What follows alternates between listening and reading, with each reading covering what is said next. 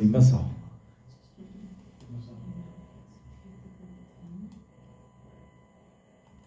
Das hat kein Goethe geschrieben, das hat kein Schiller.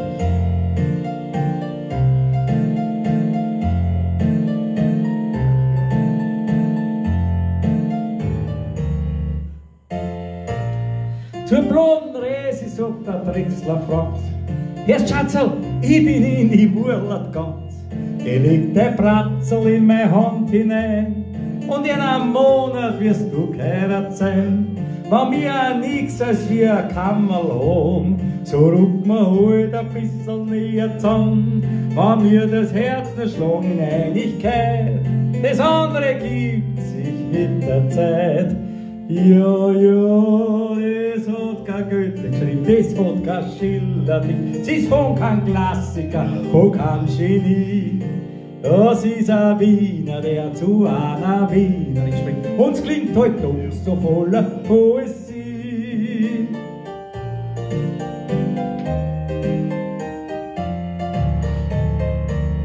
Es Kind dem die Mutter krank geworden ist, du lieber Himmelvater, was das gewiss.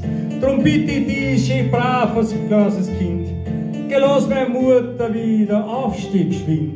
Ich geb dir nachher herzlich gern dafür mein Puppen und das ganze Kuchengeschirr, was mir das Christkindl hat, das mal gebracht, als du die Mutter gesund hast gemacht. Ja, ja, das hat kein Goethe geschrieben, das hat kein Schiller, das ist von kein Klassiker, von kein Genie. Das ist ein Kinderl, das zu seinem Herrgott spricht, und es klingt halt doch so voller Poesie.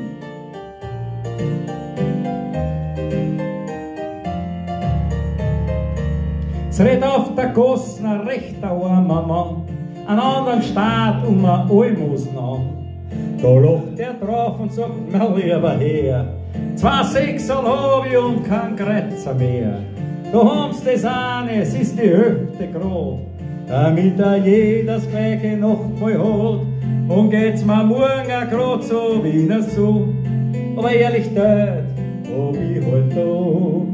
Ja, ja, das hat kein Goethe geschrieben, das hat kein Schiller, das ist von kein Klassiker, von kein Genie. Das ist ein Wiener Herz, das zu der Armut spricht, und es klingt halt doch so voller Poesie.